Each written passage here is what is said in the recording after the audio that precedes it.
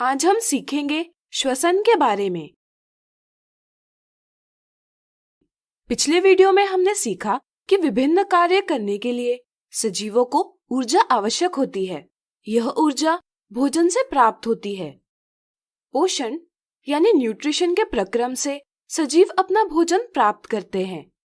भोजन से ऊर्जा निर्मित के लिए सजीवों को श्वसन यानी रेस्पिरेशन का प्रक्रम आवश्यक होता है। ग्लूकोज जैसे जटिल कार्बन पदार्थों के विघटन से ऊर्जा का निर्माण करने के प्रक्रम को हम श्वसन कहते हैं। चलिए इस प्रक्रम को विस्तार से समझें।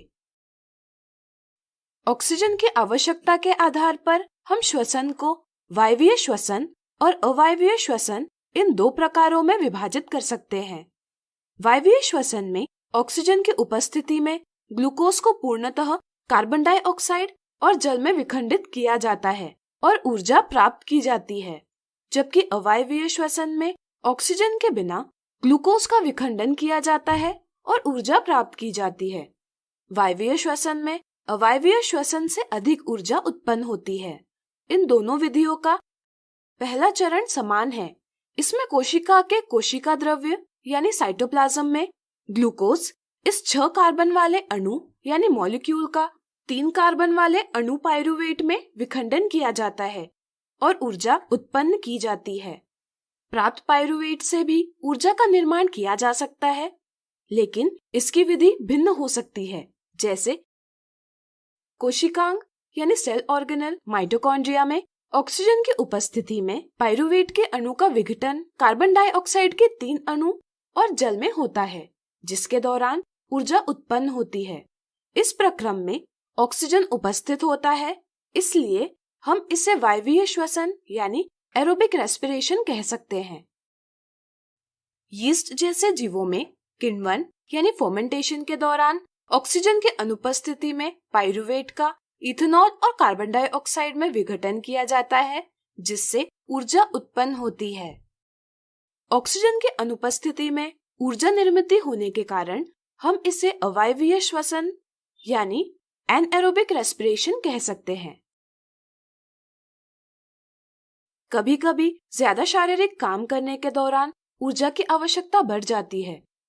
ऐसी स्थिति में पेशी कोशिकाओं यानी मसल सेल्स में ऑक्सीजन का अभाव हो जाता है। ऑक्सीजन के अभाव में ऊर्जा उत्पन्न करने के लिए कोशिकाएं पाइरुवेट का 3 कार्बन वाले अणु लैक्टिक अम्ल यानी लैक्टिक एसिड में विखंडन करती है और ऊर्जा प्राप्त करती है। लैक्टिक अम्ल का निर्माण होना क्रैम्प का कारण हो सकता है। ऊर्जा निर्माण की इस विधि को हम कुछ जीवाणुओं यानी बैक्टीरिया में भी देख सकते हैं। श्वसन के प्रक्रम से निर्मित ऊर्जा का प्रयोग तत्काल एडीपी और कार्बनिक फॉस्फेट के बीच आबंध यानी बॉन्ड बनाने के लिए किया जाता है, जिससे एटीपी अणु का निर्माण होता है। यह किसी बैटरी को चार्ज करने की तरह है। निर्मित एटीपी चार्ज की गई बैटरी की तरह कोशिका के क्रियाओं के लिए ऊर्जा का स्रोत बनकर उपस्थित होता है। ऊर्जा की आवश्यकता अनुसार एटीपी के फॉस्फेट अणुओं के बीच का आबंध तोड़कर ऊर्जा प्राप्त की जा सकती है। वायवीय श्वसन के लिए सजीवों को नियमित रूप से ऑक्सीजन प्राप्त करना तथा कार्बन डाइऑक्साइड को शरीर से बाहर करना आवश्यक होता है।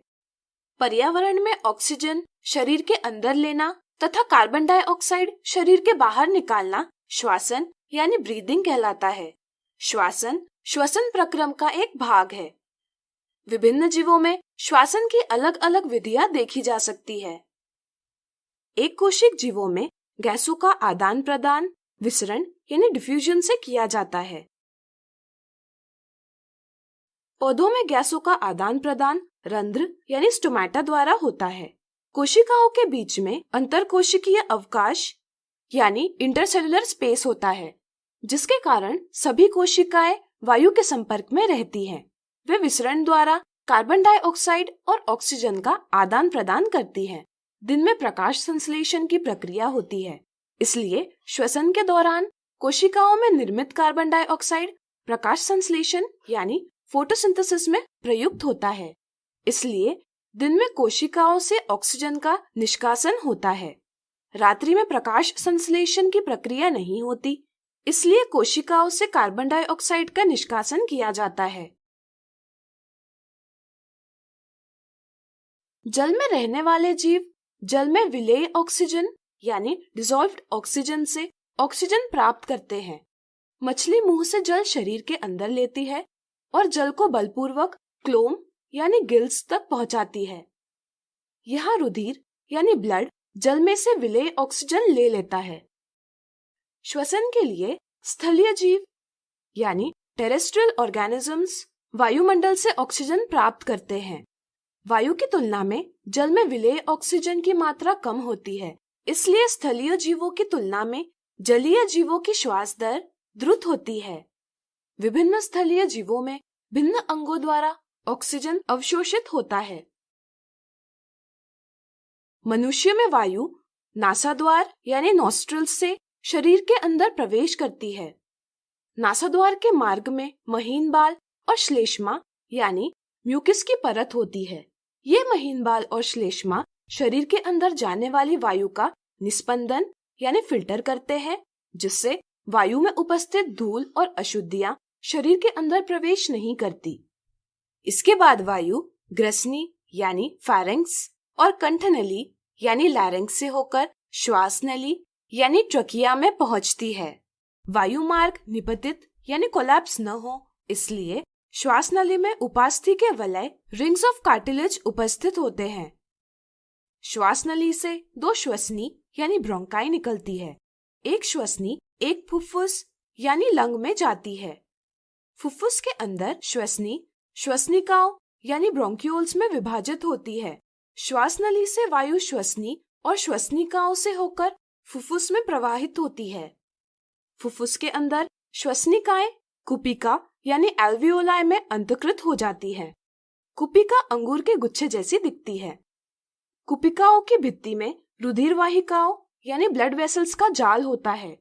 कुपिका की सतह पतली होती है, जिसके कारण कुपिका की सतह से ऑक्सीजन रुधिर में लिया जाता है और रुधिर में उपस्थित कार्बन डाइऑक्साइड कुपिका में छोड़ दिया जाता है। हम जानते हैं कि फुफ्फुस पसलियों यानी रिब्स के अंदर होते हैं। श्वास लेते समय डायफ्राम चपटा हो जाता है, जिसके कारण पसलियां ऊपर उठती है और वक्ष गुहिका यानी चेस्ट कैविटी बड़ी हो जाती है। परिणाम स्वरूप फुफ्फुस में वायु प्रवाह होती है तथा कुपिका वायु से भर जाती है। कुपिका की वायु में उपस्थित ऑक्सीजन कुपिका रुधिर वाहिका के रुधिर में आता है। मनुष्य के शरीर का आकार बड़ा है, इसलिए सभी ऊतकों तक ऑक्सीजन पहुंचाने के लिए केवल विसरण दाब यानी डिफ्यूजन प्रेशर पर्याप्त नहीं है। इसलिए मनुष्य के रुधिर में उपस्थित लाल रुधिर कणिकाओं यानी रेड ब्लड सेल्स में श्वसन वर्णक यानी रेस्पिरेटरी पिगमेंट हीमोग्लोबिन उपस्थित है। हीमोग्लोबिन की ऑक्सीजन के लिए उच्च बंधुता यानी हाई एफिनिटी है।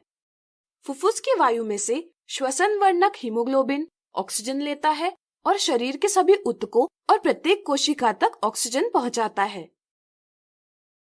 श्वास छोड़ते समय डायफ्राम गुबंद के आकार यानी डोम शेप्ड का हो जाता है और इसके कारण पसलियां नीचे आती है तथा वक्ष गुहिका छोटी हो जाती है। परिणाम स्वरूप वायु फुफ्फुस से बाहर आती है।